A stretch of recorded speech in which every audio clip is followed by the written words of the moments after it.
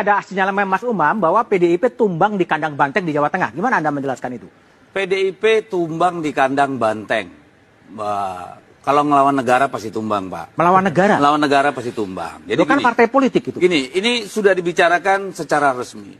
Di Komisi 2 kita mengorek dan itu diakui, bahkan diakui Bawaslu bagaimana PJ bergerak sampai lurah dan RT Kepling kalau di Sumatera Utara. Itu sudah dibicarakan secara resmi. Juga di Komisi 2 sudah diangkat bagaimana oknum-oknum polisi, ini anak buahnya Kapolri ini, bekerja di mana-mana menjadi kontestan pemilu ilegal.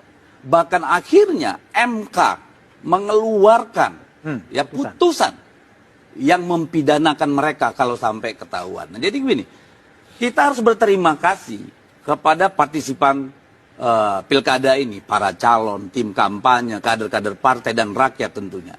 Sehingga nggak ada darah yang tumpah di Republik ini. Kan begitu. Tapi kita harus bilang sama polisi, sama ASN, hei kalian tuh dibiayai negara untuk menjaga aturan dan konstitusi.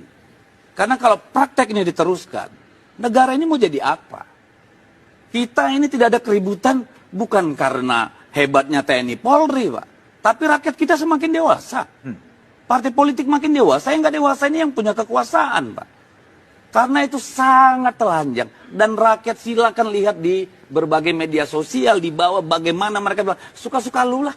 Suka-suka lu lah. Daerah seperti Sumatera Utara, kurang telanjang apa?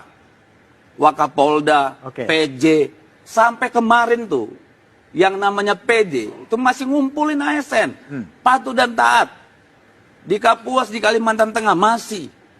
Bansos sampai di semua provinsi, di semua kabupaten dan kota di Sumatera Utara, telanjang, tidak ada apa-apa. Jadi, ini adalah kedewasaan politik. Yang tidak dewasa, instrumen negara.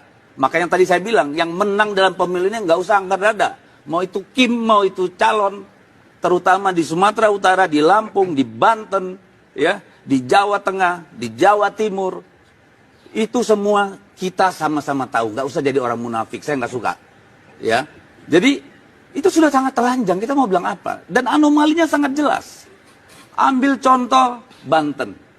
Itu 1 minggu sebelum coblosan itu 77% versi LSI, elektabilitas Airin. Di 30-an% itu Andrasoni. Secara logika politik, kecuali ada kejadian luar biasa, orang waras nggak akan terima Airin bisa sampai segitu. Itu sangat tidak masuk akal. Siapa yang bergerak? Kalau yang kami terima, yaitu tadi Parcok itu. Parcok ya. Nah, di luar itu.